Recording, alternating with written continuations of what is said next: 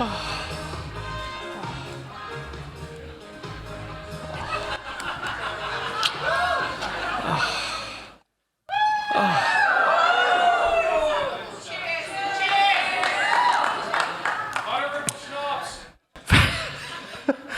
the Hollywood Theatre in the heart of magnificent Vancouver, it's Rog and the Men in Blazers, Wrexham, Night of 1,000 Stars.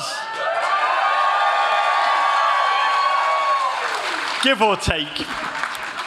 It is so magical to be here in your city, in Canada, the nation that there's one Canadian here and everyone else is from North Wales. Canada, the nation that Jesse Marsh built in 2024. My history may be a bit off there, but I think that was the year that Canada annexed Wisconsin. But this is a truly stunning city. Originally, just a small sawmilling settlement, blown up by its status as the western terminus of the first Trans-Canada Railway, named in honour of the English navigator George Vancouver, who surveyed the coast. They should have called this town George, by the way. Surveyed the coast and first discovered Van City, Rain City, this magnificent realm filled with traditions, the 9 o'clock gun. Let's hear it for the 9 o'clock gun. Fired on a nightly basis from Cole Harbour, named after Cole Palmer for the last century. That is iconic. It is. The epic, soon-to-be Criterion movie classic Happy Gilmore was shot here. It's your home. Are you too good for your home? It's the birthplace of Michael Bloody Bublé. A lot of Bublé fans here tonight. Cobby Smulders. Cobby Main was named after her. Not one, but two property brothers. One on the left is Luis Suarez's body double. And of course, this famous son of Wrexham, Ryan Reynolds. Yes, Ryan Reynolds, a man who has a tattoo of that famed 9 o'clock gun on his wrist. A gent whose social handles are Van City Reynolds. And I assume Van Wilder's full name was Vancouver Wilder. And man, by the way, in proper Ryan Reynolds style, and I do love this, I crap you not, this is true, he turned down an offer to have a street named after him in this city, saying, this is his quote, "Very kind, but hard pass." He said, if traffic sucks, everyone will say, Ryan Reynolds is a mess, or Ryan Reynolds is really backed up, and God bless. God bless Ryan Reynolds. That is the kind of detail the man brings to everything. And also, by the way, God bless Vancouver, which is also proper football. And not just because the biggest green area here is named Stanley Park, just like Liverpool. Football's roots are woven deeply in this city. One of Canada's oldest leagues, the Pacific Coast Soccer League, originally formed here in 1908.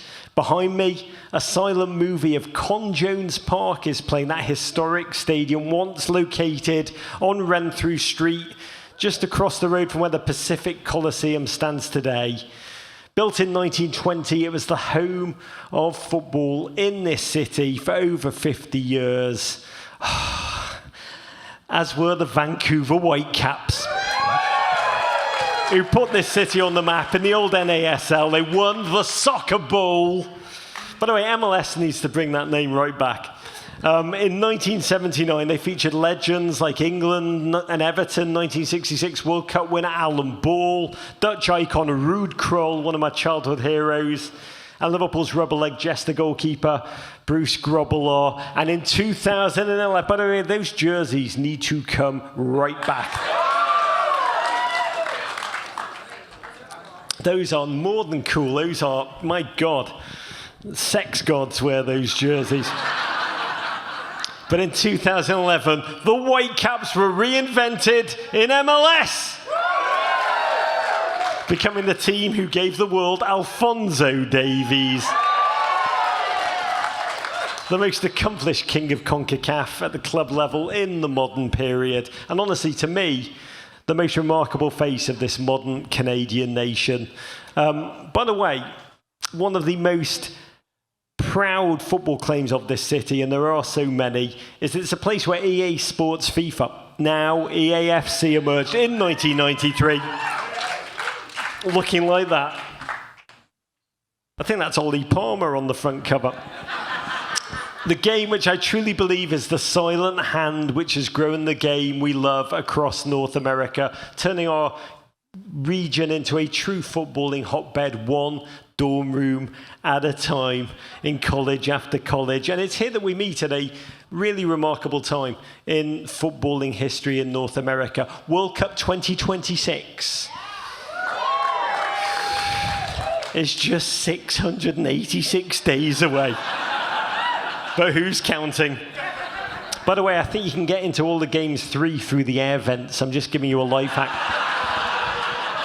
But 7 games will be played right here in Vancouver, which I think will be the biggest thing to happen to this town footballingly after Saturday night, when mighty Wrexham take on the Whitecaps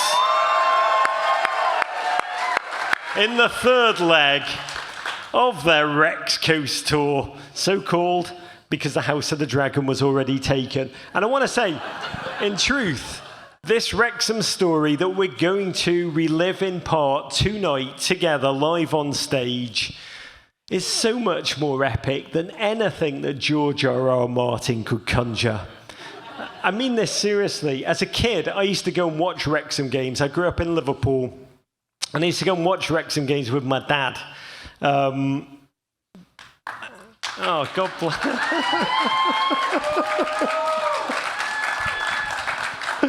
Oh my God, my dad would be so proud that he got a clap. It was kind of up there with the Vancouver Whitecaps. But I'm too familiar with the grim, unshakable reality, the economic and political apocalypse that gripped the area that I grew up in the 1980s. And I just say, to watch Wrexham rise now, and by that I mean the town as well as the club and the fan base, the global fan base, Wrexham have become the world's tiniest micro-mega club. And it has been, honestly, footballingly, one of the greatest stories I have ever witnessed. And I do want to make a toast at all that is to come as we spend the night reveling in the past few seasons of a story that is filled with human wonder and optimism, back-to-back promotions, a League One season to come. And I want to raise my glass of SToK Cold Brew Coffee. By the way, can I just thank our friends at SToK? Because they are here tonight, and if you're Wrexham fans from North Wales, I hope you meet them, because they are really magical people. They've filled our lives with so much bloody joy. For us, SToK has long been in my refrigerator. It's like, I can't get through a marathon weekend of watching football. I better put the top on here, or there's going to be a tragedy on the front row. I can't get through a weekend of watching football without SToK, and I was thrilled when they sponsored Wrexham Stadium, the SToK Kairas. They are a joy to work with. I feel like their joy in the brand comes out every episode of This Week in Wrexham, which we're blessed to create with Tommy Kaus. There you are. You see what Tommy Kaus's dentist gets to see on an annual basis.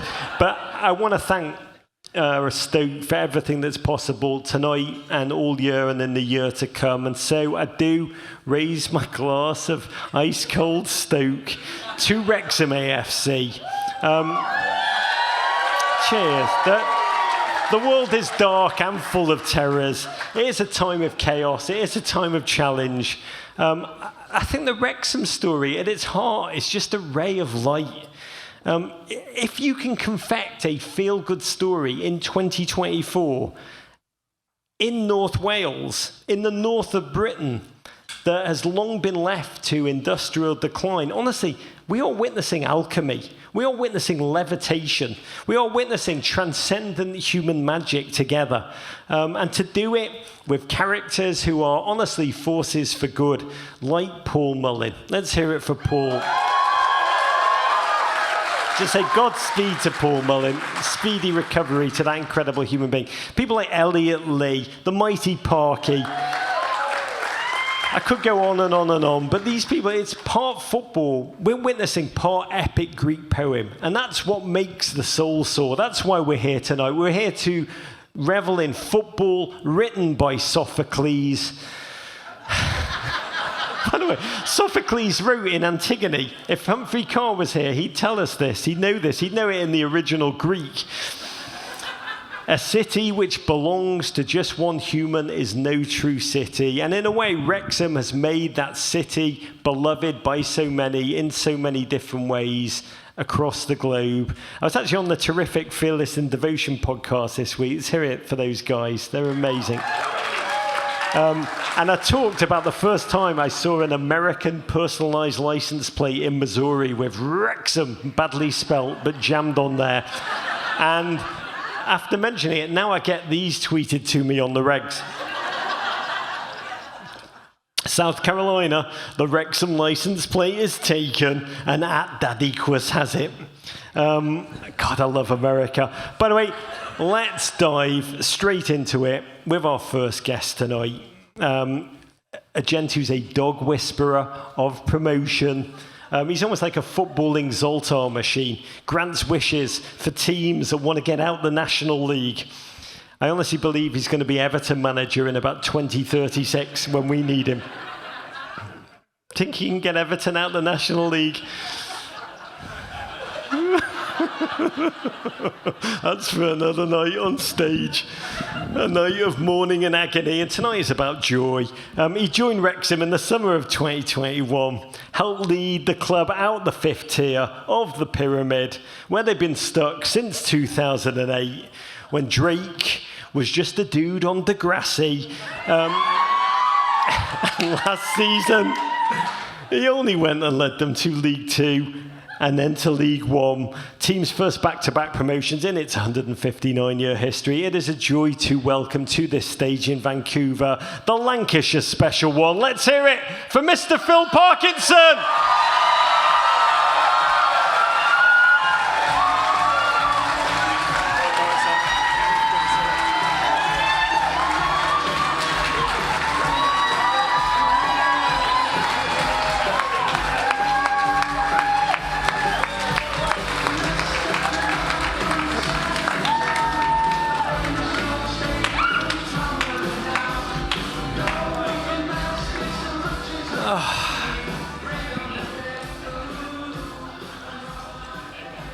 Oh, Phil, it's a bloody joy to be with you, mate. I know you told the players that this tour, the Rex Coast Tour to California and Vancouver, was, quote, a working trip, not a holiday.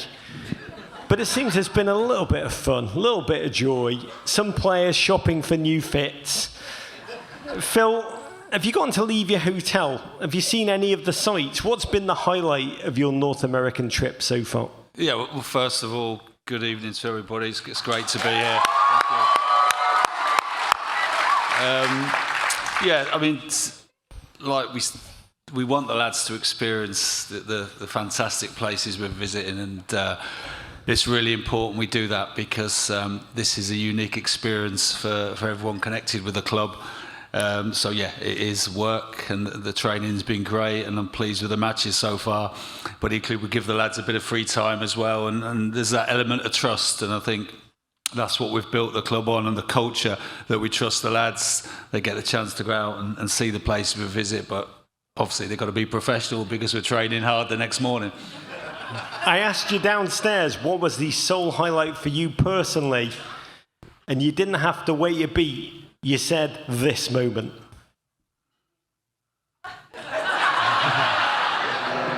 See season so far. Still plenty of time to go in it, of course. Dewsbury Hall is one new rumble we haven't seen yet. That's nicely done by Wrexham, and on the way again, Jack Marriott on his left foot.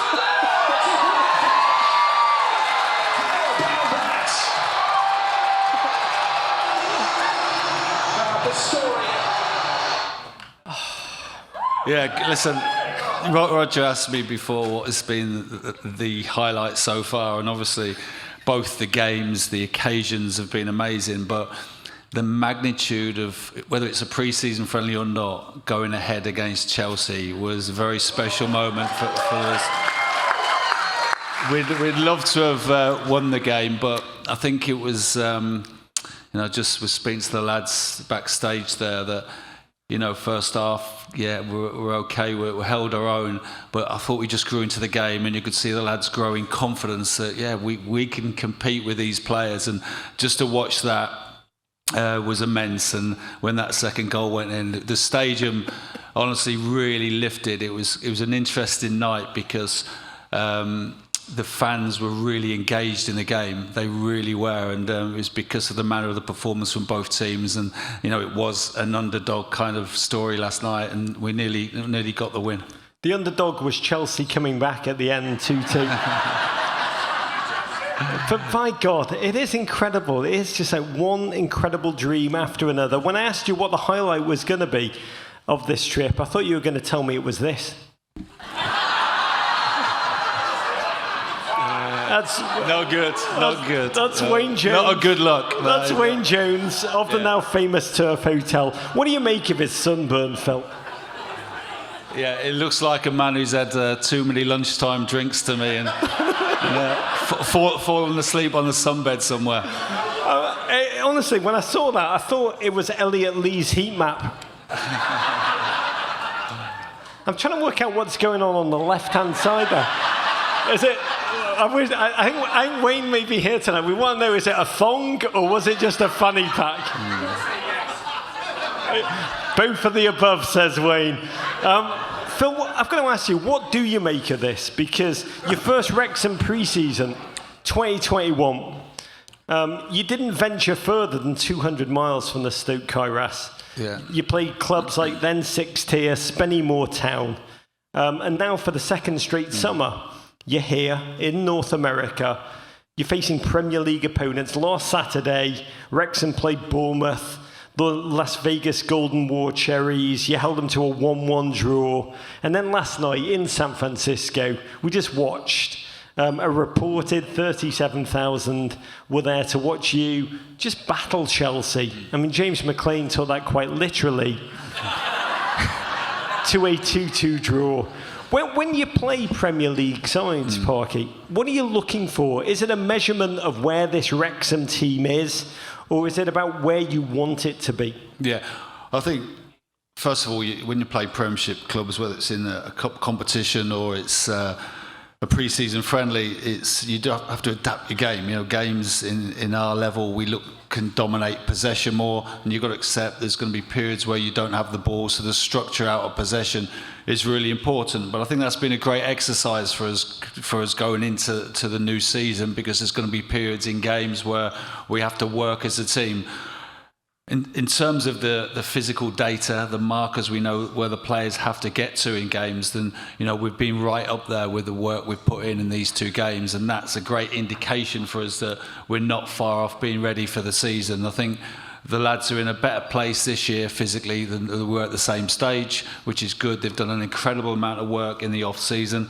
They've all obviously been away on some holidays, but they've had the GPS units, so we've been monitoring them all the time. There's no hiding place for the modern day footballer, but the lads know that, because when you go up a division, you've got to up your game. You just have to. Players are quicker, stronger, managers are tactically more aware. So each and every player has come back and have gone up a notch, and that's really important. And even players, like Elliot Lee, for instance, who's played in this level and above, it's important that he's had 2 years now in National League and League Two to understand that, I'm going to be ready again for this next level. And I'm very excited about seeing a lot of the lads compete against Birmingham and Bolton Wanderers and Huddersfield and those teams, because it's a great challenge for us. There's a lot of big spending teams in the division. But listen, it's kind of the season where last year, going away from home, we were almost the big team going to everywhere. Now, there is going to be that underdog kind of feel, when you go to Birmingham and Bolton Wanderers, because the expectancy will be on them to be right at the top of the league. And I've managed a few teams at the top end of League One where the fans expect. Now, that can create a bit of tension. So I think it'd be quite nice to play the underdog card at times. And yeah, we're really looking forward to it. We're delighted to arrive in Vancouver today, and we can't wait for the game at the weekend. And it's another important one for us in our preparation. You've been... God bless Vancouver.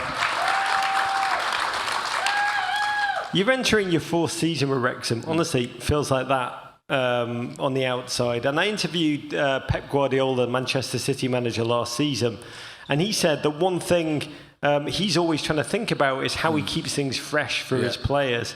Despite all the team successes, the trophies, the near perfection, he said, quote, "There isn't a book that tells managers what to do after they've led their players for several years."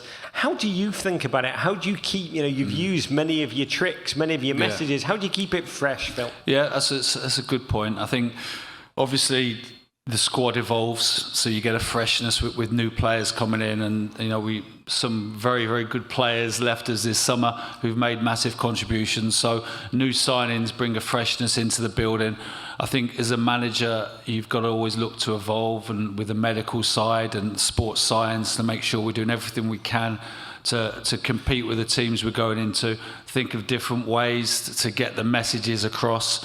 But just keeping the lads engaged and making sure that each day they come in, they're mentally and physically prepared for training. And, there's managers at the moment who, over in the UK, who have the lads in every single day. There's a meeting after a meeting, and the lads can become stale. And, I always say to the lads when I'm meeting them about signing, I said, you'll get days off with us, because I like the lads to have a break away from the ground, mentally freshen up. And when they're in, they're really engaged in the work we're doing. So I think keeping that balance right between working hard, intensity, being detailed, but not kind of overpowering the players with too much information is what I try and do. The lads might tell you differently when they come on later.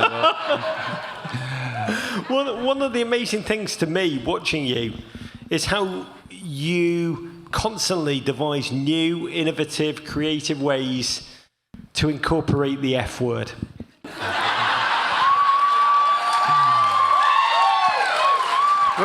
We do have to quickly touch upon your now famous team talks, Phil, because I got to tell you, you have done for the F word. Honestly, I don't like to be hyperbolic, but what Hemingway did for bullfighting, you've elevated it to a singular art form. Let's take a quick look at this clip, shot by Mr. Ben Foster.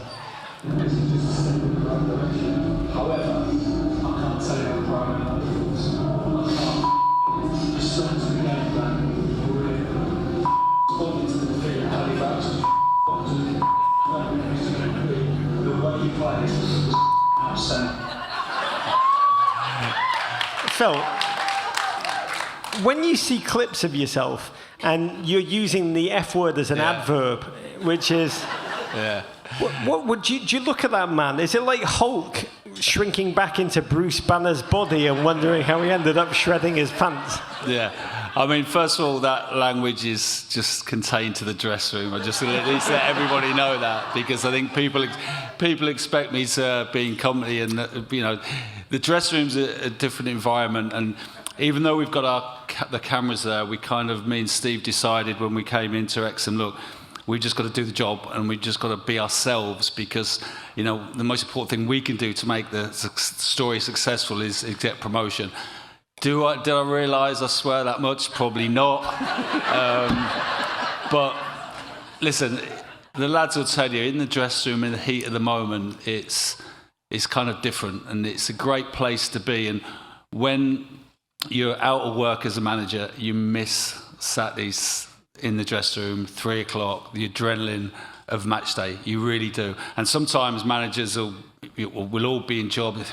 Wow, can be a bit stressful at times. But the minute you're out of it, you can't wait to get back involved again and have that adrenaline rush of Saturdays and trying everything you can to get the 3 points, because it's so competitive, football. It's so tight. It's tight lines. And as you'll see, our philosophy is we're going to try everything in our powers to win, because obviously it makes your week a whole lot better if you win on a Saturday afternoon.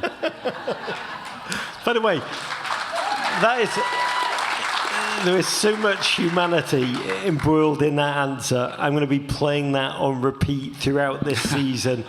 But you mentioned earlier, this squad keeps changing. There's now just 3 players left at Wrexham who were part of the club or its academy when Rob and Ryan took over. Yeah. Everyone else has either arrived or departed since. It's a team in constant transition. That's what a football team is. New arrivals include George Dobson, coming in from Charlton, defender Lewis Brunt from Leicester City, that incredible goalkeeping phenom, Arthur Okonkwo. God, I gotta say, when he arrived and signed permanently, it felt like Christmas come early. Can you give us a sense of whatever tactical changes, whatever tweaks in the style of Parky ball we should expect in League One? Or are you more of the state of mind, if it ain't broke, don't fix it? Yeah, I think, with us, we've played 3 at the back since I've been there, and we've stuck more or less 3-5-2, but we adapt within that system. So if a team plays 4 at the back against us, we'll play the wing backs really high. So we kind of tweak our system to what the opposition are doing. So on paper, it looks like the same shape all the time, but sometimes Elliot will push out wide onto the opposition wide centre back, so we'll adapt the way we play to get the better of the opposition. So, we've won a lot of games with the personnel, and we've recruited to play a certain way and a certain system. But of course, there's no saying at some point, we can move things around and change things. In my career as a manager, I've played probably every system, going 4 at the back, diamond, 4-3-3, and the players are adaptable as well. But they know the roles within the system, and it's worked for us. We'll just keep assessing it on a week-to-week basis, really. Phil, you are a very pragmatic man. That's how I've come to know you. You're the opposite of a hype merchant. As you said, you want to always be yourself. But what can you tell us fans about what you really, in your heart of hearts, think is possible for this year ahead with this squad, with this energy, this chemistry in the locker room, which is so crucial and which really sings at Wrexham? What's feasible for the year ahead? Well, I think every season you've got to aim to be at the top, because that's the job. You've got to aim high, and that's what we're going to do. And I've got a lot of belief in the group, and as you've seen with the new signings, we are selecting players very carefully to add to the group we've got, not just on the pitch, but off the pitch as well. I think the strength of the dressing room took us a hell of a long way last year. It really did, and I want to keep that culture, that work ethic, that drive and determination in the group. How far can we go?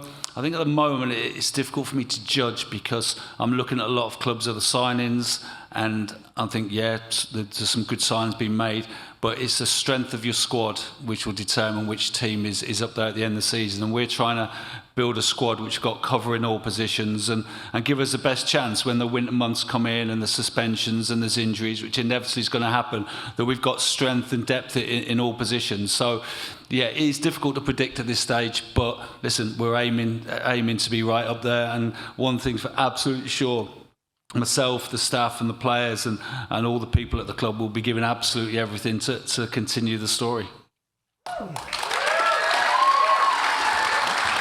Phil Parkinson, I want to end by raising my glass of SToK Cold Brew to you. I do want to say, you are, I've loved getting to know you over the course of the last season. You are a remarkable human being. To me, honestly, you're like the living embodiment of Rudyard Kipling's poem, If you can keep your head while all around you are losing theirs and blaming it on you. You do that week in, week out, in good times, in times of challenge, in times of celebration and wonder. And I've got to say, doing these Wrexham interviews during the season, telling this story. It is one of the great joys of my life. It sustains me to connect to it. I know it does for so many of the fans around the world. We get comments from listeners. This is a real comment. This was actually under an interview from you. Someone wrote, "I'm a 43-year-old father of 3 from West Virginia. I never thought I'd keep up with a football team from Wales." We get emails from supporters who all over North America are spending their energy, spending their life, spending their money to come over to watch Wrexham, talking about how it's changed their lives with a sense of the optimism, I think the hope, the wonder that it's given them. Phil, you're in the centre of it. In a large way, you are, directing the enterprise. How do you understand what it is about this Wrexham story that you're so deeply involved in, that's resonated as you travel across North America, here in Canada, and across the world? Yeah, I think it's a very authentic story, and the way the documentary's gone out like I said, it is just showing the true Wrexham in terms of the football club and the area. And I think everybody's picked up what the success of the team has meant to the area. And honestly, imagine you may have been over, but what it has done for the area is incredible. The uplift in Wrexham, around the bars and the shops, everywhere you go, the success of the team and the profile of the club has just lifted everybody, and it's been great to see that. It has been incredible to witness from the outside. It's been remarkable to learn from you as a human being, to be candid. The order amidst the chaos. Vancouver, please be upstanding. Wish strength, joy, wonder for a remarkable human being. Manager of Wrexham AFC, Mr. Phil Parkinson.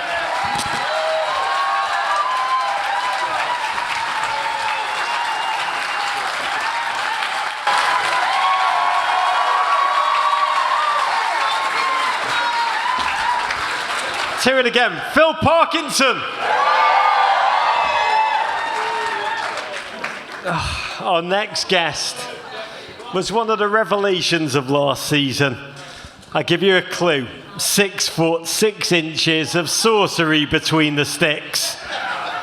If it wasn't for his short sleeve shirts, I'd be convinced he had 5 or 6 arms at times. He signed with Arsenal as an 8-year-old. Last season, well on loan at Wrexham. He only went and kept 14 clean sheets in 36 league starts and became League Two's goalkeeper of the season. You're not quite sure if it's Ben Foster or not, are you? Earlier this summer, he made it official with Wrexham. He put a ring on it. He signed a 3-year contract. All of this. And he's still somehow just 2 months older than both the iPod and the Xbox, age 22. Let's hear it. Please be upstanding for Mr. Arthur Okonkwo.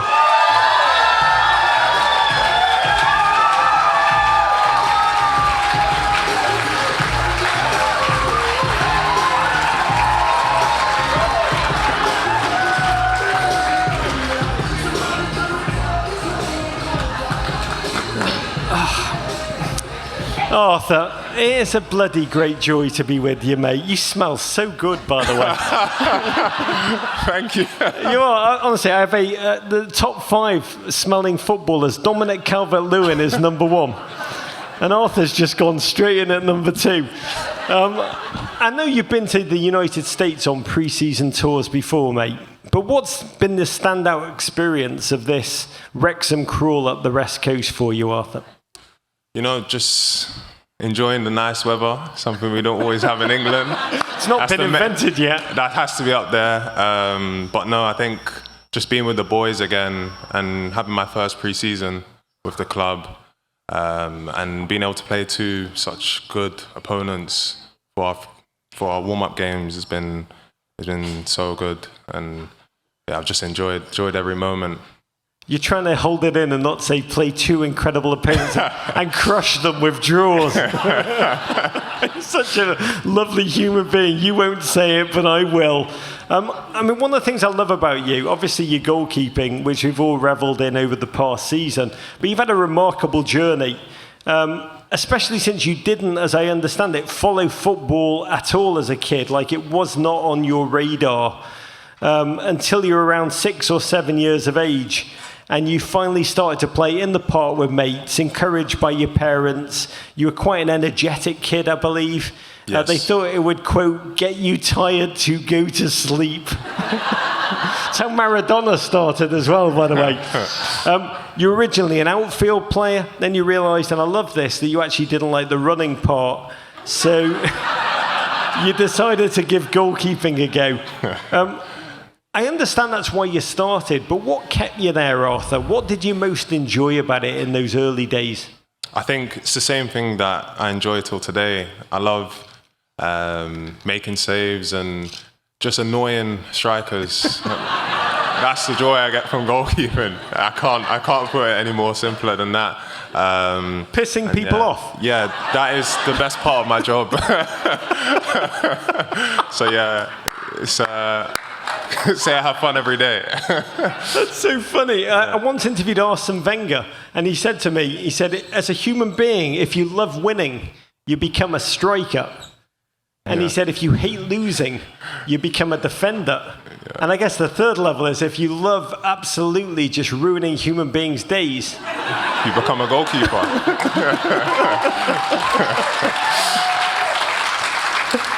I mean, the amazing thing is, you played in goal, like, briefly. How long was it between, like, starting and between Arsenal signing you, aged 8?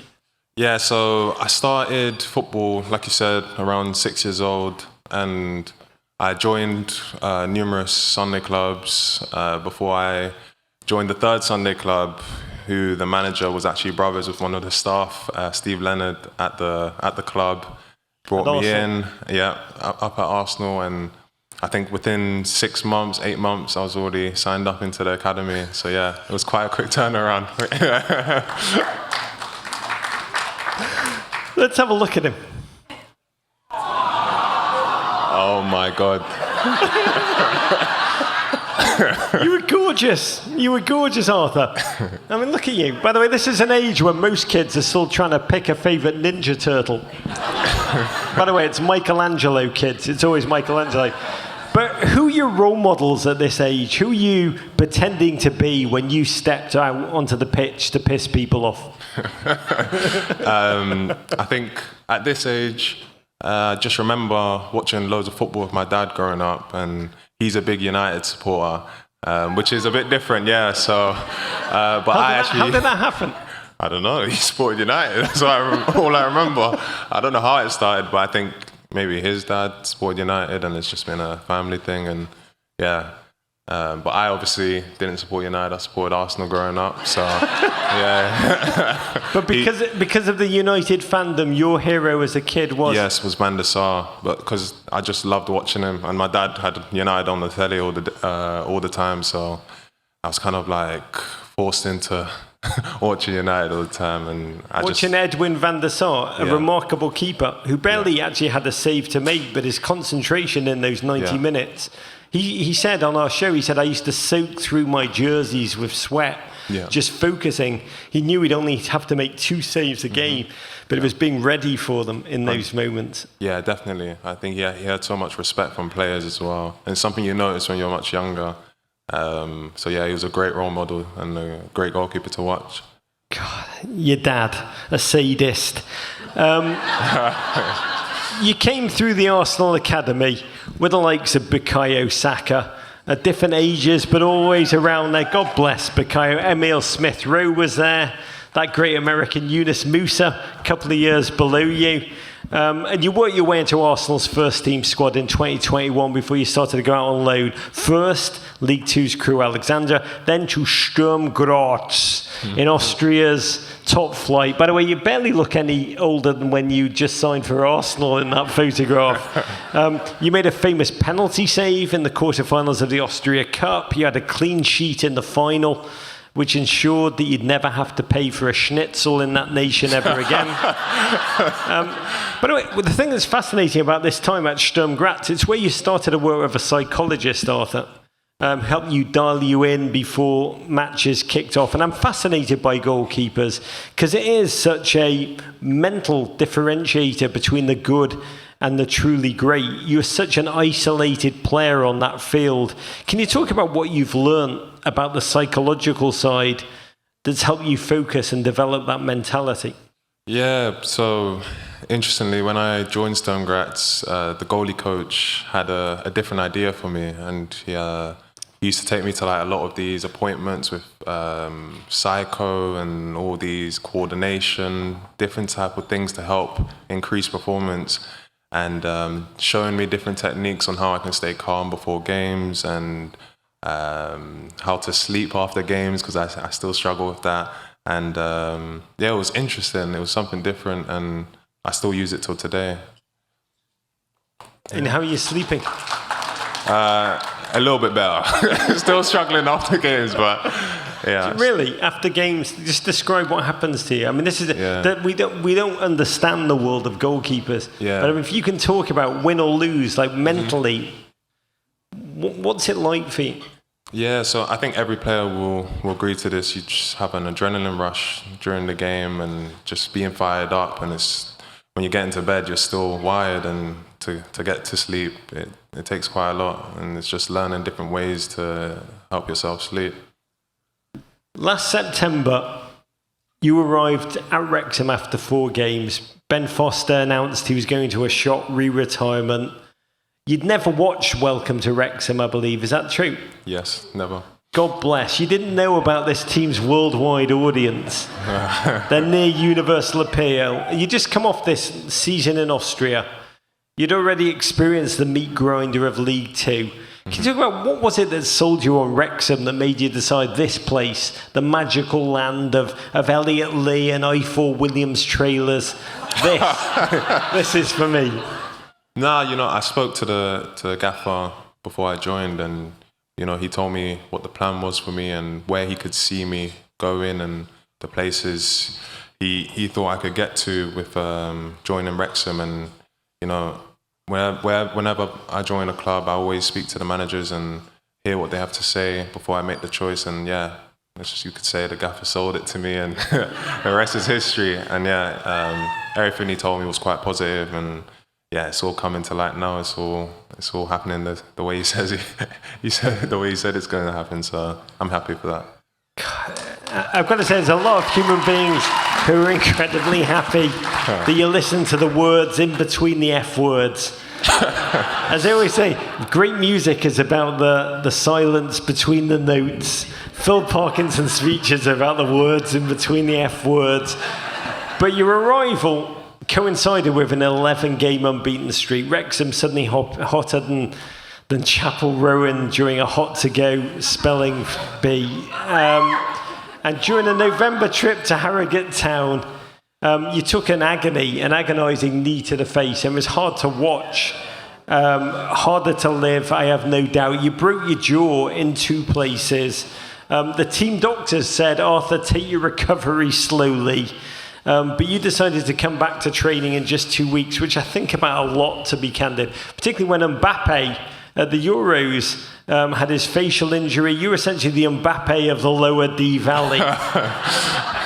You decided, I'm going to take a mask, I'm going to risk it. And I thought about that, watching you, I was like, what are you doing? Like, genuinely, you're putting that broken jaw in the face of crosses, elbows, strikers, your own defenders, putting your body on the line. What was it like it was like 8 weeks with the mask. What did you do with the fear, Arthur? Yeah, to be fair, when I get on that pitch, nothing fears me. I knew I had the right physios that gave me the right protection with that mask. There was obviously a risk, but I just didn't want to be on the sidelines and be watching the team. And yeah, that's the first game I came back, and it was a quick turnaround from surgery, but I knew that was the right choice. Won that game 2-0 as well. So.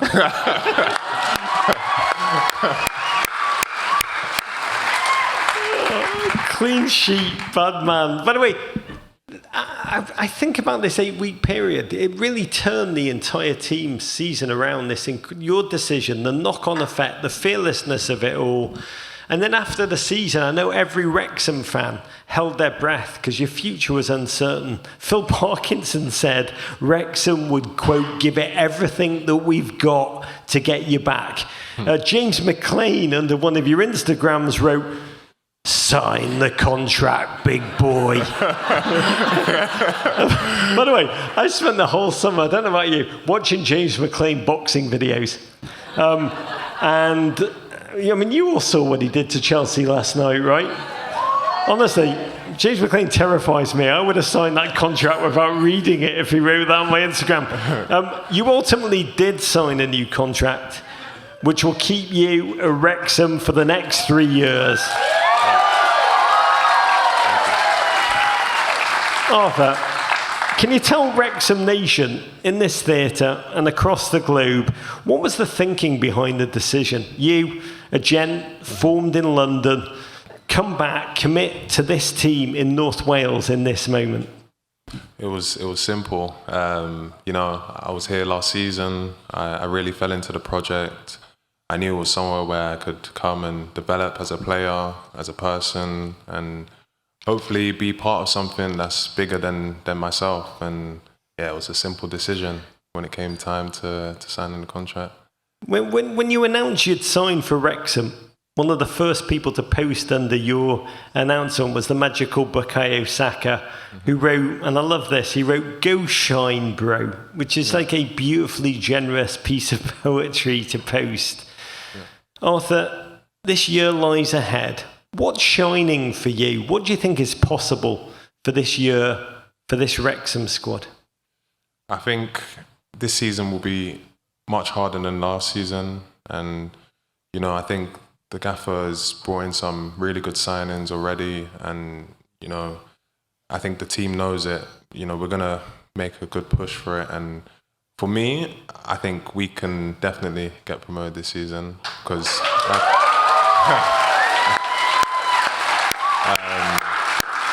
I think it's important to stay positive and set high standards and high goals. I just don't see any point of us having the mindset that we're going to stay in the league. Doesn't make sense to me, but I think we'll be positive as possible and we'll give it our best. And I'm sure the team 100% will. I know the players will. So God bless. Arthur, I've got to tell you, I'm watching you game after game last season. You were an incredibly inspirational human being on the field. Meeting you tonight, you are all of that and more. I do want to raise my glass of SToK Cold Brew. You're a remarkable human being. I look at you, you're a gent whose growth and ambition is reflective of Wrexham itself. Vancouver, please be upstanding for the quite incredible Arthur Okonkwo.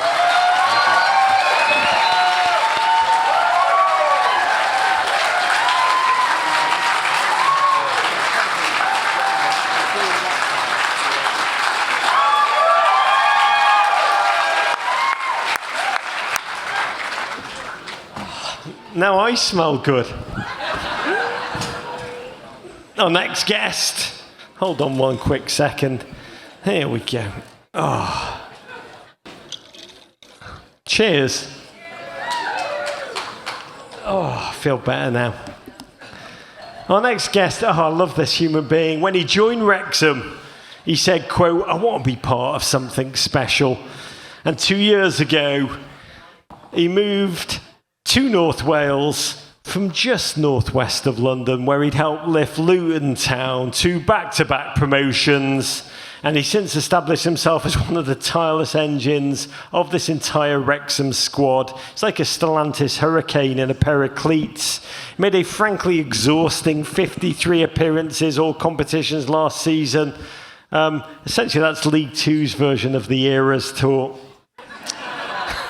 He banged in 16 goals. He was voted Wrexham's Players' Player of the Season, was named to League Two's Team of the Season. As the song says, and you know it's true, Super Paul Mullin knows it's true. Let's hear it.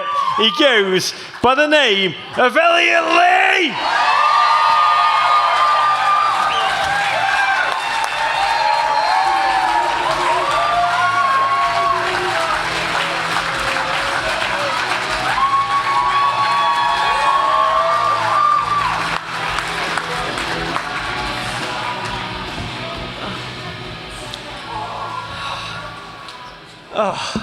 Elliot Lee, I've got to tell you, whenever I first see you, my impulse is like, I wish I could grow a beard. I wish I could grow hair.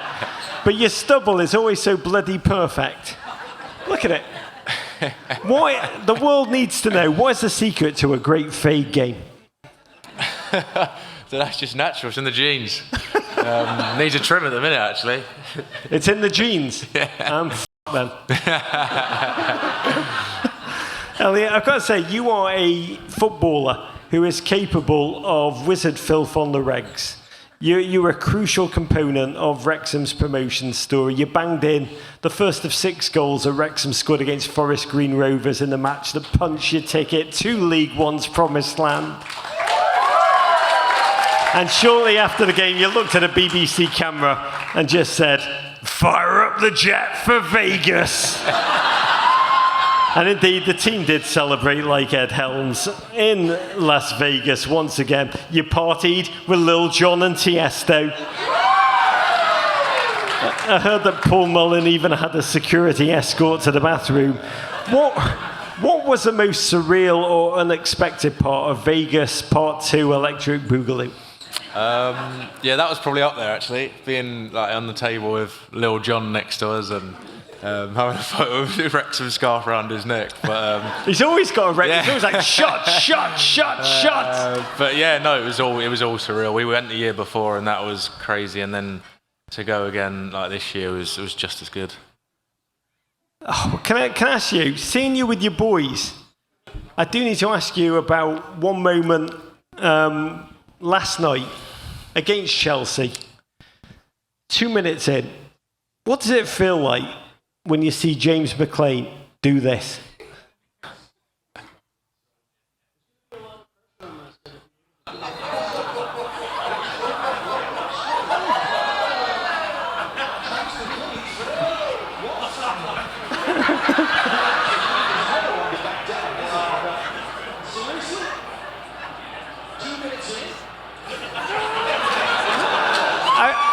Can we hear it for James McLean?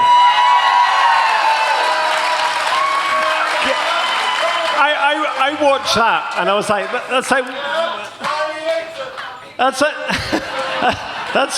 that's like watching one of those UFC fights where there's a lot of hype before it and then just like one punch and it's over.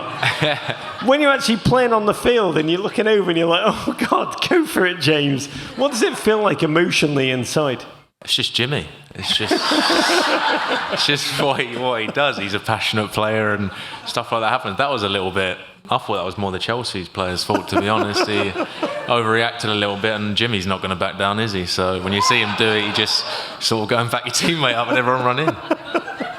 I do hope that's one of the turning points of Chelsea's season, and not in a great way. But let's talk about you. When you joined us on the show last season, your story is remarkable. You joined Wrexham just over 2 seasons ago. Phil Parkinson, the manager, said you were, quote, he admitted immediately you were the player Wrexham chased the hardest. And right after you'd signed the paperwork, right after you'd crossed the T at the end of Elliot, your phone started ringing. I believe you had an American number. And you thought, is this some telemarketer? Should I answer this thing? This is an important moment in my life. You debated whether to answer. But when you did finally pick up, it was just a Mint Mobile number.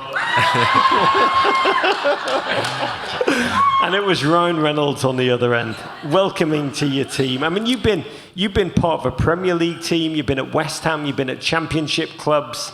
Wrexham were then still in League Two. Take us back to that conversation. What was the moment you realised that this was going to be something different, this whole experience, than you'd experienced in the past? The conversation with the manager? With Ryan. With Ryan? Yeah. So I'd already signed and I was just in a hotel and I was just sat there just pretty bored. And then my phone rang and it comes up like an American number and it says the United States. And I was like, I never answer numbers that I don't know. So I left it for about 5-10 seconds and then I think I remember one of the lads saying, one of the owners might ring you. And then I was like, all right, I'll pick it up. And then, it was Ryan. And he was just welcoming me to the club, saying how much passion he has for it, how he always wants to be at every game if he can, and he'll support us in any way we need. So to hear that from your owner is straight away so special, and you know you're part of something that everyone really cares about. And then you were like, oh, I wished it was Rob.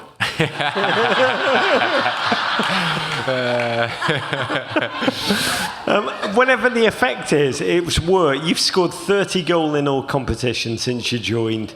And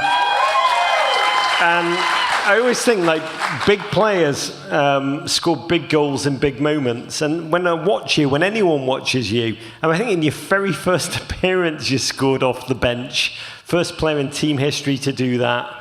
Last season you scored an 88th minute winner against Doncaster Rovers, 89th minute winner against Sutton United.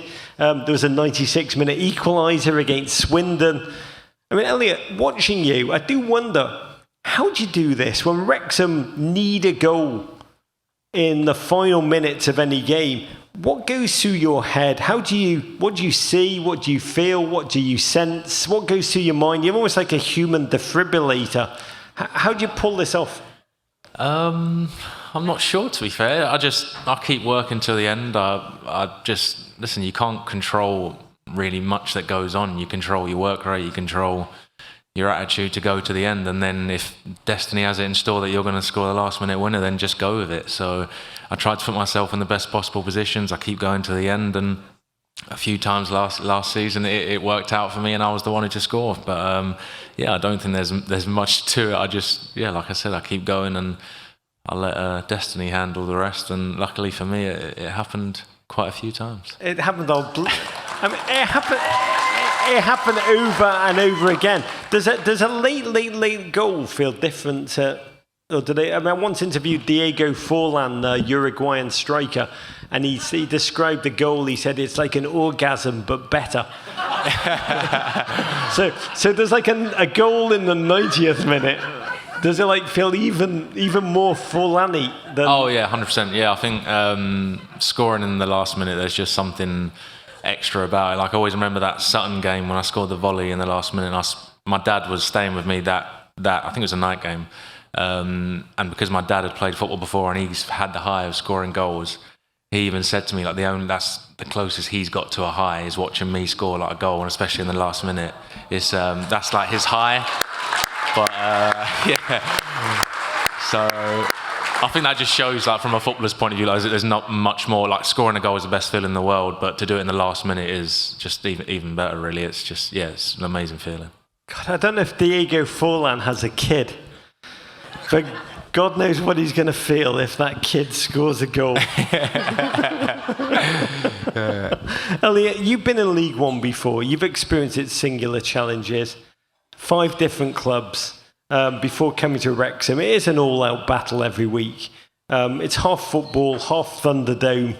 I think in 5 seasons, 5 clubs went up to League One and then fell right back down to the harsh reality of League Two. What gives you hope and optimism, Elliot, about this Wrexham team and all that's to come in the season ahead? The dressing room, the staff, the owners, the fans. I've always said when everyone's on the same page, from the owners all the way down to the fans, the staff, the players. I can't speak highly enough of the staff we have and the players, the dressing room that the manager and the recruitment team have put together. Is all the lads in there, everyone around the place knows that it's our biggest strength. The characters we have in there, the boys, and like I said, the staff, we all get on so well, and that's probably the biggest reason why we've done so well the last 2 seasons. And listen, you can spend all the money you want, but if you don't have the right characters and the team doesn't gel, then you don't get anywhere. But I think one thing we've got spot on at Wrexham is the changing room, is the staff, and is the whole atmosphere around the place, like I said, from staff to fans. And I think that's what gives us an edge over the majority of teams. Elliot, I got to say, you've just... when you talk about spending all the money in the world and not getting anywhere, you've just described Everton Football Club in 9 words. And it cut me deep. But I'm going to heal myself by remembering the moment in January when you signed a new contract with Wrexham AFC, which will keep you at the club to the end of the 27 season. Or at least Or at least until you and Ollie Palmer leave to join the cast of Deadpool 6, the Deadpooliest. By the end of this season, you will have made, please God, more appearances for Wrexham than you have for any other club in your career. Can you put into words how it feels to be part of this team in this moment, delivering joy for so many people across the world? Yeah, it's hard to put it into words, but it's the best decision I ever made. To take the risk to drop down to a level that I'd never played at, but I always say it to my family now, and they all say it. They're all Wrexham fans. They love Wrexham, and we always say it's the best decision I ever made because I feel at home there. Like I said, I'm part of such a special group and such a special place to be a part of. With everything that goes on around the club, it's so unique. It's so surreal. I don't think there's another club like it in the world, to be honest. So to be a part of that, I'm so grateful, and I feel very privileged to be a part of it. Yeah. God bless. Elliot Lee, I want to raise my glass of SToK Cold Brew Coffee. It's veloute in French. What's that mean in English? Bold and smooth. French is veloute. This is so nice. It's so veloute. Sorry? Are you going to sleep tonight? It's my only skill in life. Elliot Lee can score 90th minute bangers. I can drink as much coffee up till bedtime and just go to sleep like that, baby. Everybody's got one superpower. Mine's just fucking useless. Elliot Lee, I want to raise this to you. I do love your quote. You said recently, I want to read this out. You said, I always say I'll still be in Wrexham, whether I'm the kit man or I'm in the stands. I'll be here in 10, 20, 30 years' time. I'm very much an adopted Wrexham boy now. I just love it. By the way, that's incredible. Can you finish by telling Wrexham Nation...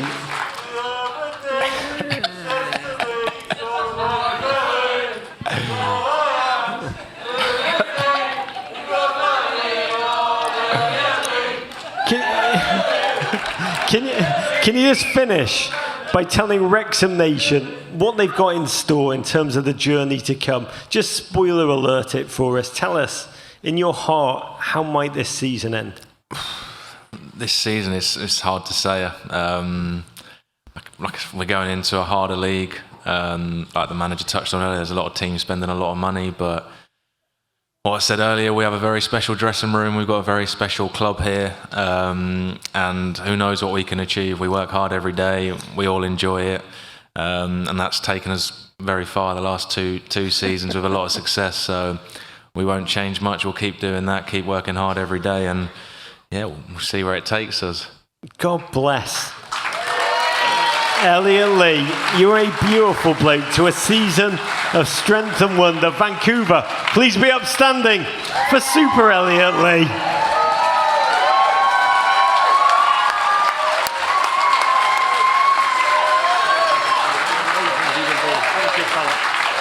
Elliot Lee!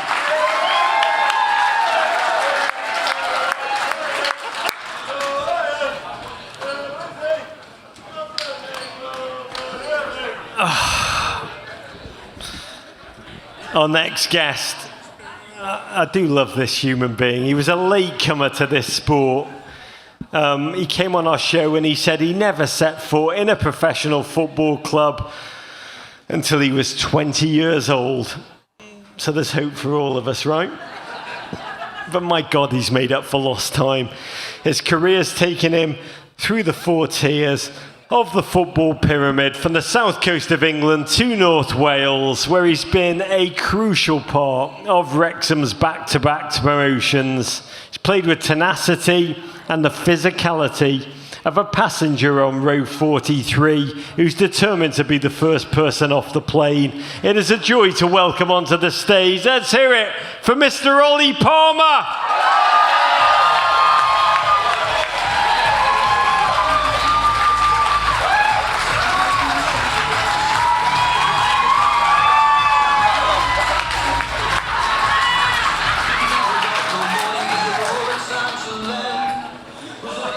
Really? strangely erotic, that photograph, actually. Let's give a shout out to Ollie's OnlyFans page. I don't think anyone's signing up to that, Jesus. Ollie, can I say, it's such a bloody joy to be with you. You're a remarkable human spirit. I'm not entirely sure what a brat summer is, but watching you, it seems like you're having one. You went to Las Vegas to celebrate Wrexham's promotion. Yeah.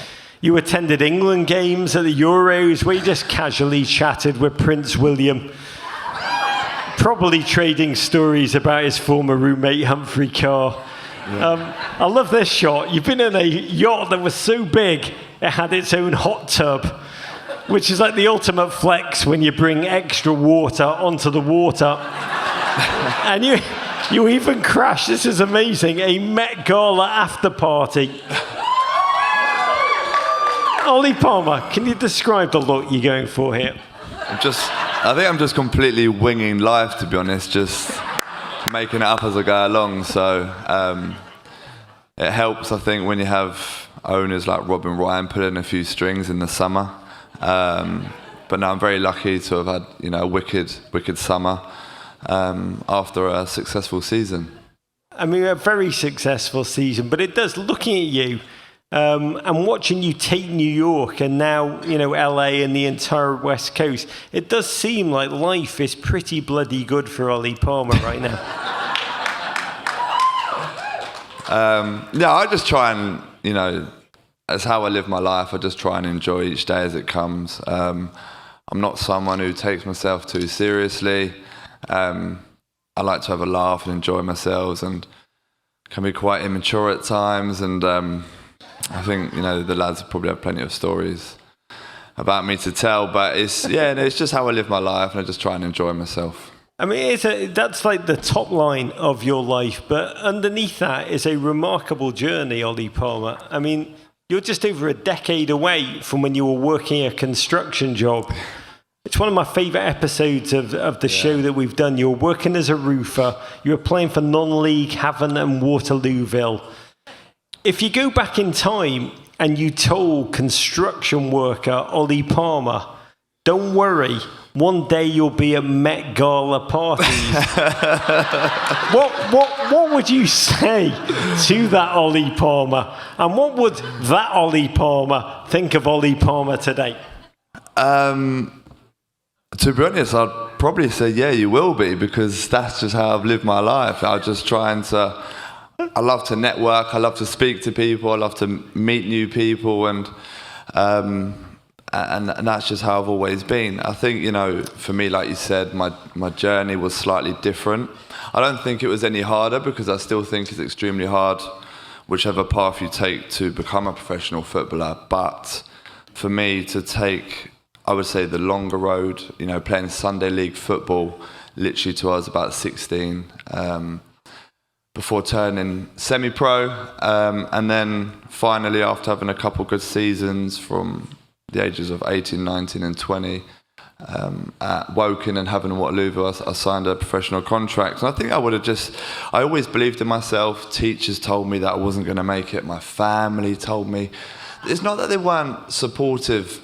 My mum always tried to defend me, but everyone else in my family kind of said, Ollie, you've got to get a job, you've got to get a trade, which is why I started roofing. And I was just doing anything. I was a nightclub promoter. I was just doing anything to just try and make a couple of quid whilst playing football.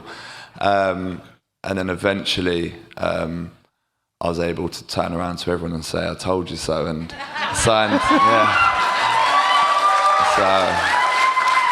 I would just say, just kind of keep believing in yourself. And anyone else out there, anyone with children, just let them live their dream, and one day, hopefully, they might be able to do the same thing, whatever that may be. By the way, all of this I've just realised is just a step towards Ollie Palmer becoming the biggest nightclub promoter of all time.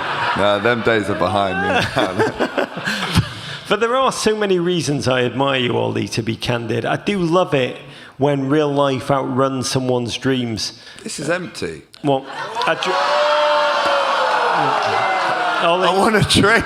I've got a dry mouth. Come on, That's empty as well. Ollie, we had a lot of very thirsty SToK drinkers backstage. Can we get a big bottle of SToK for Ollie Palmer right now? I'm gonna. By the way, can I just tell you, there's lots of SToK in the United States. We tried to find SToK in Canada. It's all bloody sold out here. We had to go to 7 stores. And here you go. Thank God. Look at this. There you go. I love you. I don't need anything. I'm highly. I'm doing okay.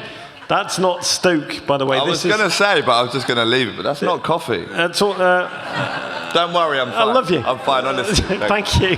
It's just amazing. Actually, no, we'll have one, please. Can you come back? I mean, what's amazing is when real life outruns someone's biggest dreams. You may be the only, I'm going out on a limb here, the only former Grimsby Town player who's ever appeared in a Marvel film.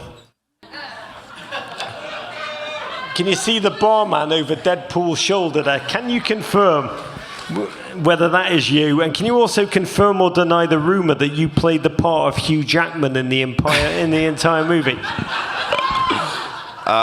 I've not really spoken about it before, mainly because Ryan asked me not to, but it's quite obvious that, I have a little cameo. I think, if you blink, you might miss me. It was just, a really, really fun day, and it was a really kind thing for Ryan to do. He originally invited me down to Pinewood Studios to kind of watch him at work, which was quite a nice roles reversal. Then as I do, I managed to kind of blag my way into the film.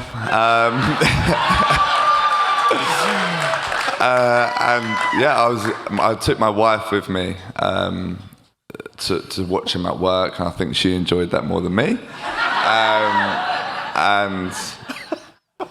I just got way too involved, The director, Sean Levy is his name, lovely bloke, and I started kind of giving him a little bit of advice on what angle I liked from the shoot, and I liked that clip and I didn't like that clip, and he said to me, "Do you just want to fucking get in the film?" And I said, yeah. So I went back a few weeks later and spent the day there, and had a wicked day.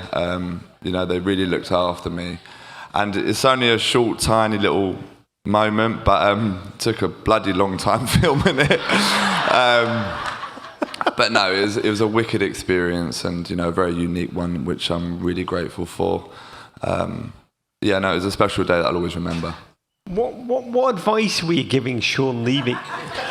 Honestly, play the ball quicker to my feet when I break through. What were you saying?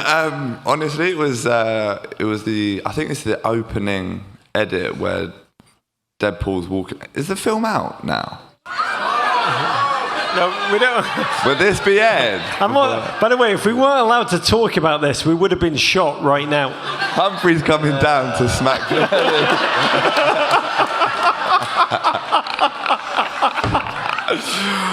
It was just a clip where he's walking through the woods, and he did a few different takes and a few different looks, and they kind of said the one that they liked, and I disagreed and said the one that I liked. And Sean asked me why I liked it, and I explained why I liked it, which was kind of, he was saying, "Here we go again," type of thing. And he said, "Oh, so you get it?" I was like, "Yeah, it's really obvious. Like, I get it. I get what he's trying to say without saying anything." And I don't know if they actually used that clip yet, but we'll find out, I suppose, tomorrow. It's amazing. You're like Scorsese would shoot it just for one giant tracking shot. In your other career as a footballer, outside of being a movie director, you joined Wrexham 2.5 years ago, which is why we're here, January 2022. Club record transfer fee of $381,000.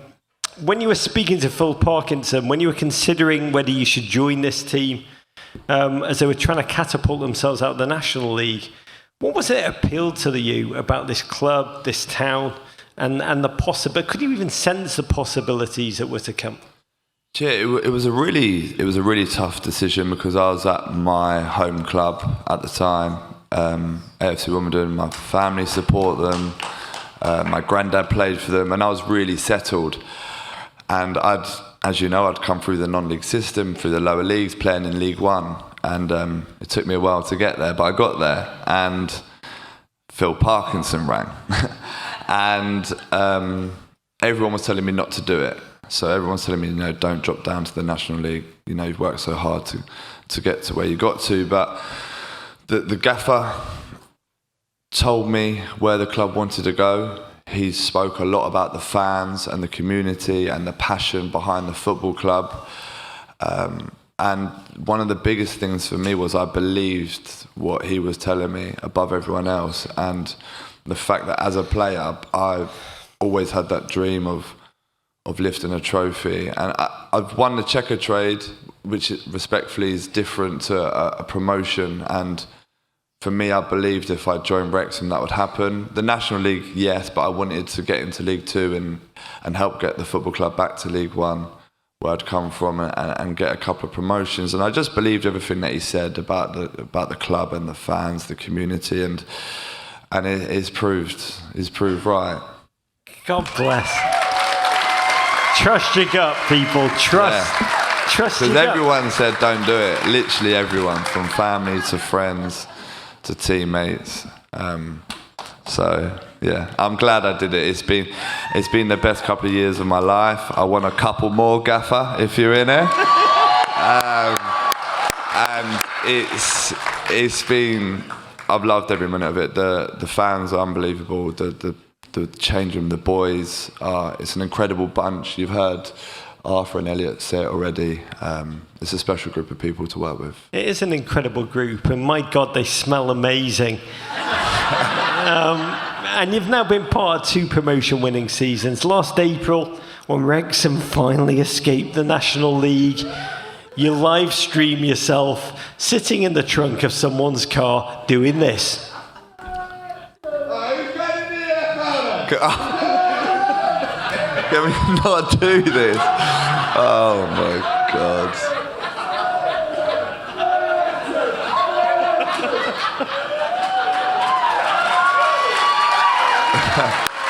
I've just come up here to be embarrassed, haven't I, really? That's amazing. By the way, if Sean saw that, you would have got a bigger part in Deadpool. He does all his own stunts. Who's come into the EFL? I mean, that is just genuinely a beautiful, beautiful moment. But you have back-to-back that now. You've experienced League One before with Wimbledon. Do you expect to pick up where you left off in 2022? Or does jumping up a level change everything? What are your expectations for this season, Ollie? I don't want to say anything that would get me in trouble, because I know I piss my teammates off when I talk. No one's listening. Elliot always tells me off for predicting the future and saying things I shouldn't say about how I believe that we'll be successful. Have you been wrong yet, Ollie? I've had 2 public predictions and both have come true. So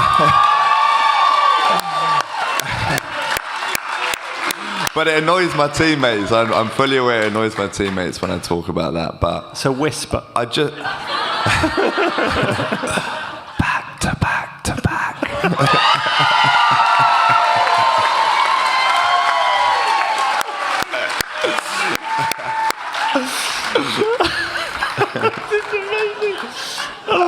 I love this. I got to. 2 growing men. All jokes aside, / not joking. I just think we've got such a talented group. We've got a gaffer who's got an unbelievable work ethic. Where even after we got promoted out of League Two, I'll never forget. We had the Monday off, which was fair enough, and we were back in on the Tuesday. And I think a lot of managers would have spoke about the promotion and the success, and he just turned around and said, "That's over now. All we're focused on is beating Crewe." And he put the promotion to bed. He didn't care about it, and all he wanted to do was go to Crewe away and beat them. And it's because he's a winner, and he employs and brings winners to the dressing room. And for me, most importantly, good people right the way through the football club, and that's genuinely why I believe that we'll be successful next season. God. Ollie Palmer, never wrong. Ollie, last question for you. You're now 32 years, young really. Yeah, few You grey hairs. You look amazing. Honestly, you look unbelievable. I got. Do those glasses work or not? You spent the past decade and a half as a professional footballer. You've had a remarkable journey. The past couple of seasons have been, I imagine, probably their own body of work within that whole journey.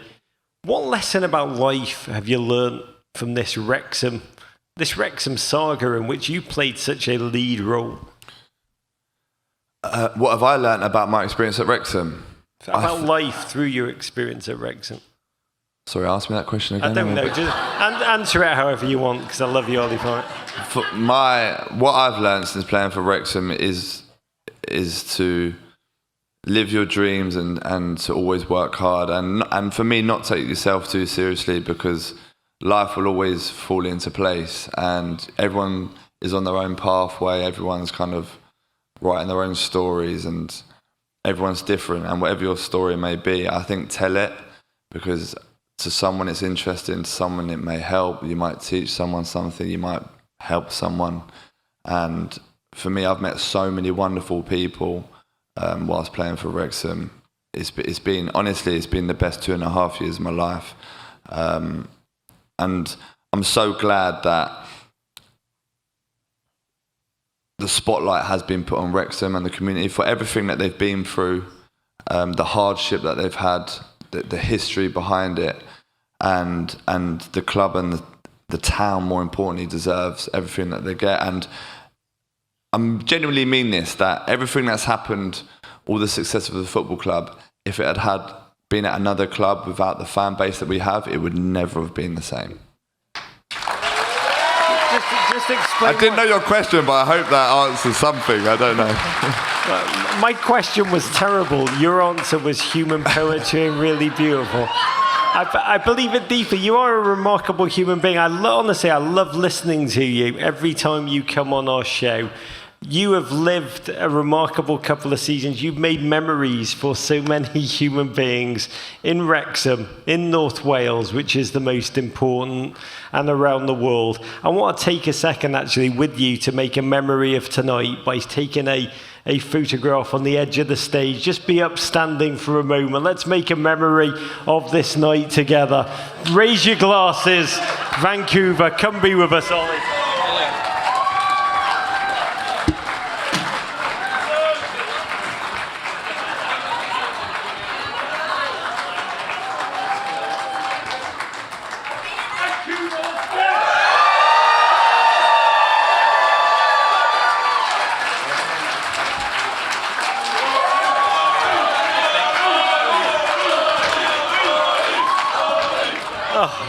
Ollie Palmer, I just want to say, I love. Thanks for the coffee, by the way. Sorry.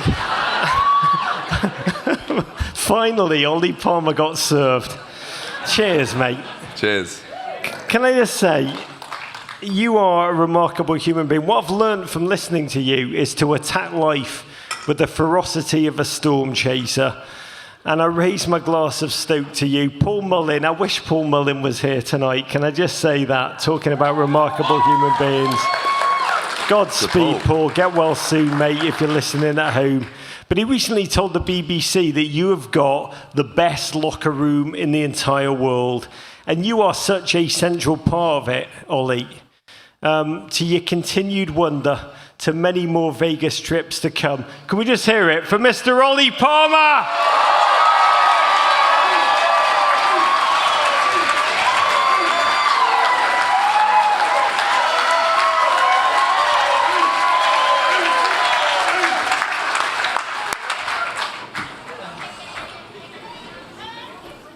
Nobody tell anybody what he said about Deadpool, okay? At least for another 24 hours. It's our secret. But it is time for our final guest of tonight. A gent who objectively has the most incredible double life, at least since 14-year-old Miley Stewart was sneaking out to do secret concerts as Hannah Montana. He's a triple threat. He's an actor, he's a writer, he's a comedian, His guest appearance on It's Always Sunny in Philadelphia changed his life, led to another job as the executive director of Wrexham AFC. And as the football version of Duolingo, translated the ins and outs of the game for Rob and Ryan. He's honestly been an incredibly integral part of this club's recent and continued success. It fills me with joy, this human being. He's posh Yao Ming. He's big, he's red. His feet stick out the bed. Let's hear it for Humphrey Ker!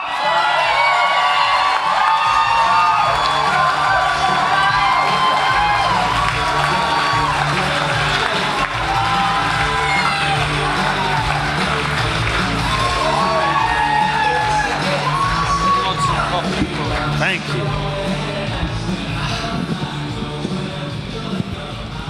Can I make this come up at all? Oh! Just raise that up a little bit. There we go. We had it on child settings, Sure. It was Elliot friendly. Let's say that. No, that's not rude. That's just accurate. Big difference. Big difference. Humphrey, it's the joy of my year talking to you through the season. And when we last spoke, after that 6-0 win over Forest Green Rovers, your team putting up Arike Ogumbawale numbers. It was a win that earned promotion for the second straight year. What have you been doing in the couple of months since so that you could refresh, regroup, and prepare yourself for all that is to come? Sure. Yes, Ollie went to the Met Gala, all that kind of thing. I went to Wiltshire, where my parents live. It's not quite as glamorous. I did see Taylor Swift at Anfield. That was pretty cool. Oh, yes. Yes. And then, really kind of doing my best to kind of throw my lot in with everybody to get ready for this season. And it's a season of wonder ahead, which we will talk about. I've got a bit of ice coming in now. You have honestly, you underplay yourself, but you have played such an important role in this Wrexham story. Since the prologue, when you quite famously suggested Rob McElhennelly, God, it's been a long night. I'm now going to be in one of his birthday bloody videos. It's pronounced Rob McElhennelly. Thank you. There you go. There you go. God bless. My wife is always here in these dark moments. Since the King of Robs, you told him, watch Sunderland Till I Die, which led to him enlisting you to help him find a football club to buy. Why could it not have been Everton, for God's sake? By the way, here's what I don't understand. If you'd said to him, why don't you watch Tiger King? Do you ever think about how your life would be just completely, utterly sliding door? You'd be running a circus by now. Sure, yeah. I could be somewhere in Mississippi throwing giant bowls of meat to tigers rather than to Ollie, as I do in Wrexham.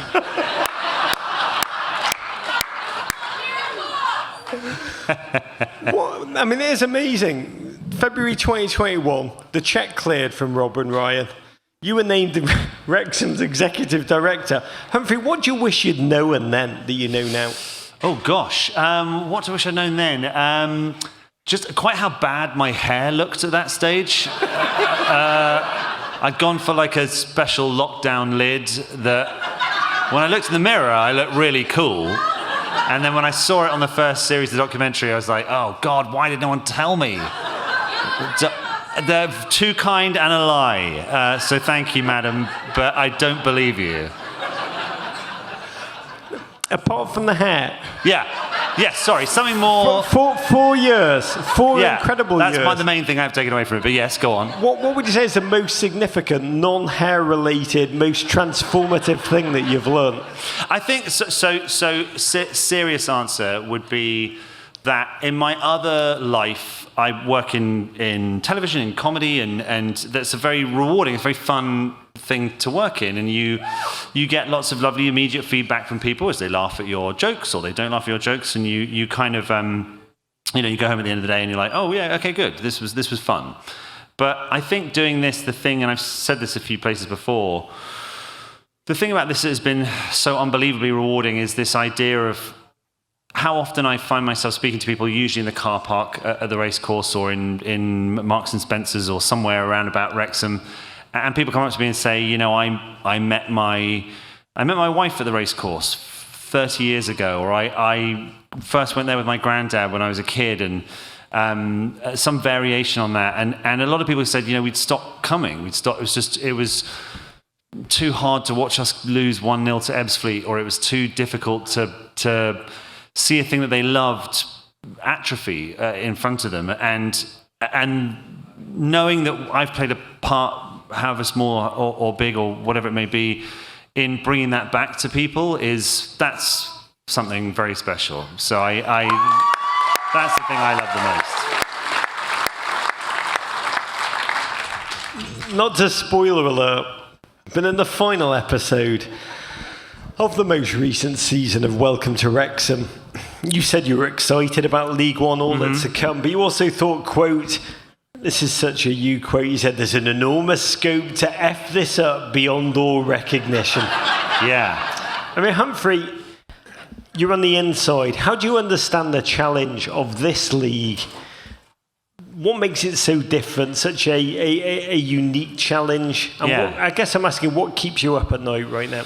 Well, I think all the lads and Phil have made reference to this. We're in with the big boys now. There are teams in this division that are spending millions of pounds on players and have gigantic stadiums and huge histories, and a lot of the advantages that we've enjoyed over the last few years, and that playing field has been levelled a little bit more. But I would echo what they've said insofar as I think the one thing we have that money can't buy is that sense of togetherness that Phil has fostered, and is a dressing room that's won promotion in 2 consecutive years. And, you know, players, Elliot and Ollie, who are here tonight, have been with us on that journey right from the start. And you know, the combat experience that they have garnered through these last couple of years, and the togetherness that they've enjoyed, I think is something that you can't go out and just purchase from a Czech football team for 1.3 million quid or whatever it may be.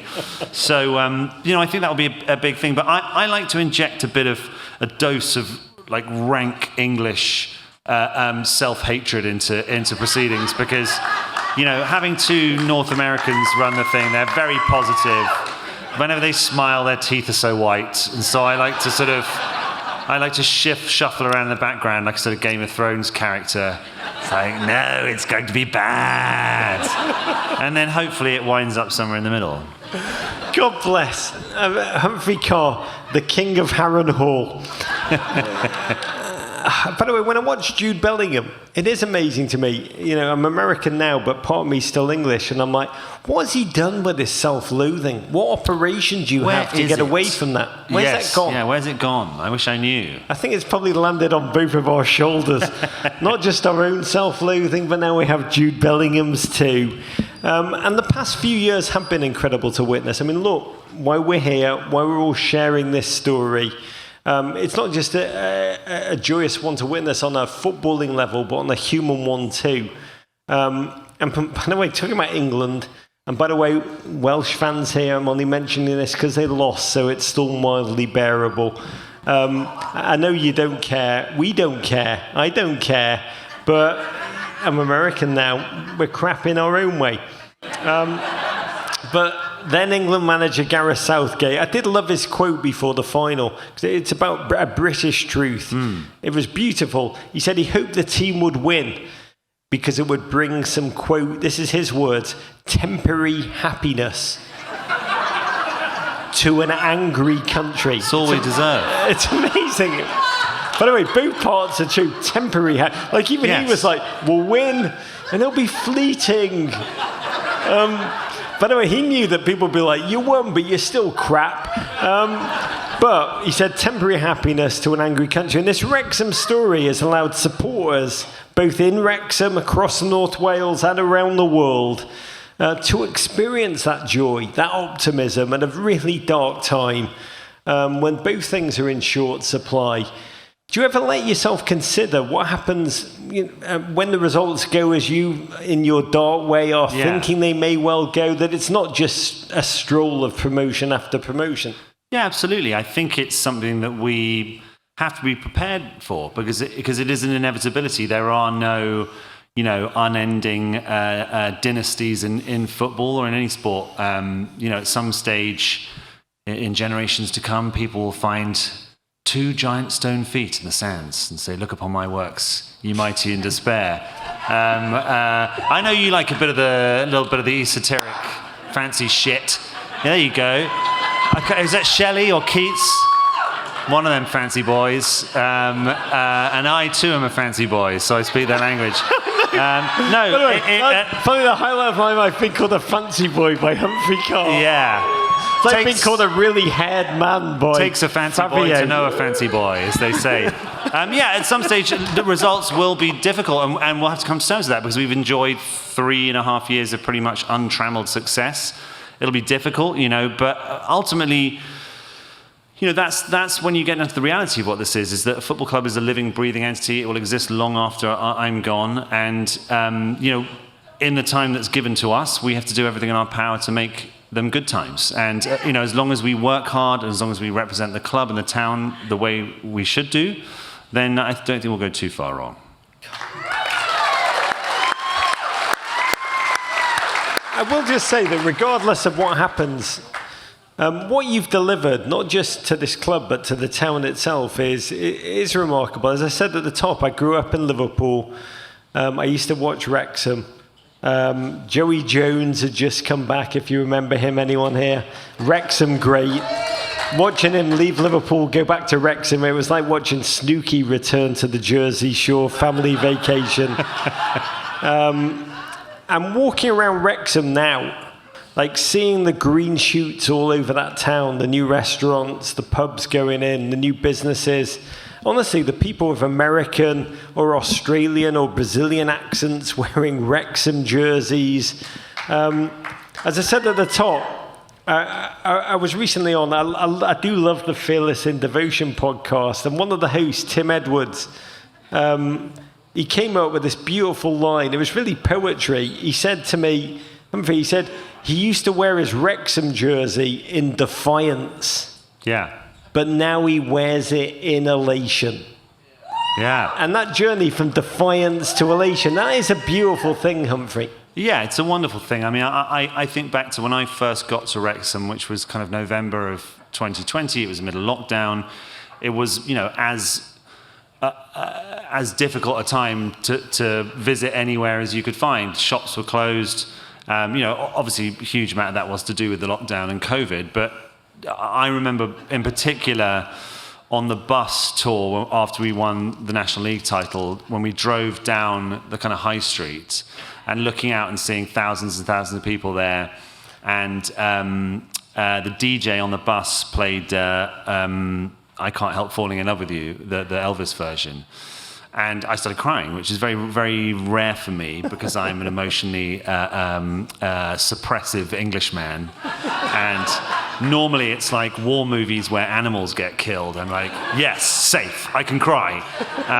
But I don't really tend to do it in real life. But in that moment I did, because it represented, it was just a perfect encapsulation of the journey we've been on. And I think that, away from us and away from the team and Robin Ryan and all that sort of nonsense, what the town is doing for itself and where it's going is really wonderful and is an amazing thing to be a small part of.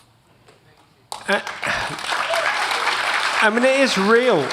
Ultimately, it is about the people, the humans, the fans. I was at Wrexham last season for the Notts County game at the SToK Kairas.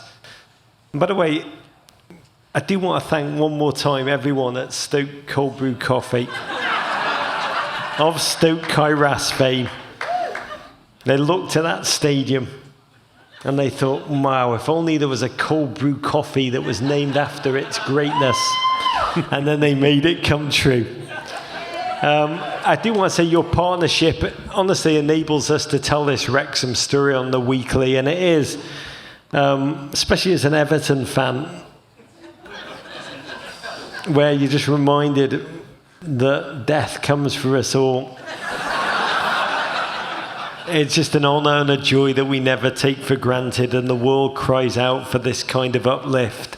Also, thank you to everyone at Maximum Effort who also refract that kind of joy. that the team brings on the regs. Anyway, at the game, Notts County, I'm stood on the tech end by Tommy Cowse. And a magical young bloke, and I'm really annoyed that I didn't get his name because he was a lovely, lovely human being. He was super high. And he'd moved to Wrexham as a kid from Poland. And then he'd moved away from Wrexham, I think to Newcastle. But he came home for every single home game. And I asked him why he made that trip, which is incredibly far by British standards. And he just said, without thinking, he said, it's changed, Wrexham have changed my sense of what's possible, not in football, but in my own life. Which is an incredible thing. The Wrexham AFC, so recently of the National League, can change their fan sense of self in the real world, their belief in what's possible. I mean, ultimately, do you understand that's like in your transfers, in your daily, in your organisational strategy, that ultimately that's what you're bringing to an audience that craves it? Yeah, absolutely. I mean, it's something that's so hard to escape. You know, when you're in Wrexham, or even here on this tour, you know, I've had so many people come up to me who are from, you know, across the US. I met a couple at the game yesterday in San Jose who'd flown over from Massachusetts to watch the game. And then, you know, the dedication that people put into this speaks to the degree that it has infused their lives with a passion for something. I mean, I'm not from Wrexham. You know, I was a plastic Scouser, as a Liverpool fan, despite being from near Reading. Just like absolutely no, I never had that. I felt the connection to Liverpool. I loved it. I'd go to games. I'd go to Anfield. I went to Istanbul. I've got a decent Liverpool track record, despite not having been from there. But I think that sense of belonging that football clubs create. You know, whenever I would go to Anfield, I always felt a bit guilty saying "we" whenever I talk about Liverpool when I was younger, because I wasn't really from there. I wasn't really part of it. And I think that being part of this experience with Wrexham has given me that sense of a home, and I'm so thrilled that so many other people, whether they're in Wrexham or beyond, feel like they've found a home with us as well.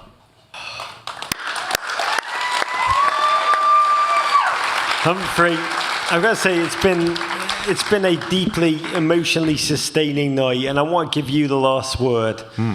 If we ask you to speak from your heart with full honesty, almost give us a prayer for Wrexham Nation here tonight in North America and back in Wales. What will fill your heart and your head when you see this team, your team, running out from the first week in League One after these back-to-back promotions, knowing how hard this next season is going to be, hoping to go even further? Yeah. Can you help us process in your highest hopes? What do we have in store? Enlighten us. Well, I think League One is a very special place for us because that has historically been what I think Wrexham has viewed its home. You know, that is where Wrexham spent a huge amount of our history. And to be back there for the first time in a long time is very special in its own way. You know, Phil and Arthur and Elliot and what's the other one called? The other Ollie. That's it. Yeah. The lads have all and Phil spoken very, very eloquently about, you know, the challenges that face us. But in reality, they're the same challenges we've faced every year, which is tough opponents. A division that is full of other teams that see us as a scalp and want to beat us. The weight of expectation that we have on our shoulders that comes from the scrutiny from all over the world. But I think we'll approach all of those challenges the same way we have done every season, which is to work hard, try and work harder than everybody else, believe in ourselves, believe in each other, not let our heads drop when things get difficult, not get too carried away when things go well, and, you know, give our all for the shirt and give our all for the badge and give our all for the town and everybody all around the world who cares about Wrexham Football Club. And I would say that, you know, it's one season. and we plan to do many, many more seasons. So we will give our all. I think we'll do well. I think I may revise my judgment from the end of the documentary to say that we might do it a little bit better than I had intimated then. But I think really importantly, this is the next step on a journey that stretches far off into the distance, and we'll take it one step at a time.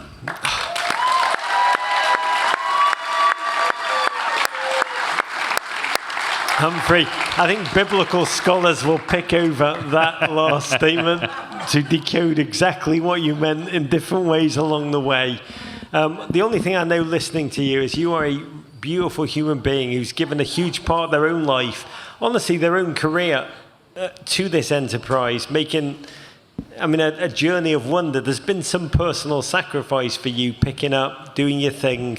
There's a beautiful line, one of my favourite books of all time. I love the Bible, but I also love Paul Mullen's My Wrexham Story. There should be one of those in every drawer in every hotel in America, in my opinion. Well, the Gideon Bible Mullen, and Paul Mullen. my Wrexham Story. One of each. In that book he wrote, this is Paul Mullen's words, he wrote that you are loved by the players as much as he is by everyone else at the club. He wrote, in all honesty, Wrexham without Humphrey Ker just would not be Wrexham. And honestly, it's easy to sit here tonight on the stage with you and realise just how true that is.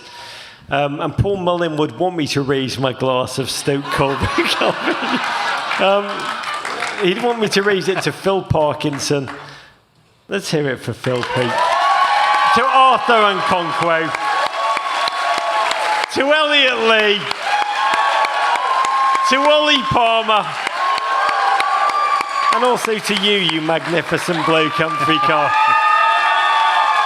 But most of all, to all of you Wrexham fans who've travelled here with this team to support them, to watch them live out their dreams, to stretch your own, to redefine, honestly, what we all believe is possible for all of us. I just raise this to a season of making rapturous collective memories together, to more.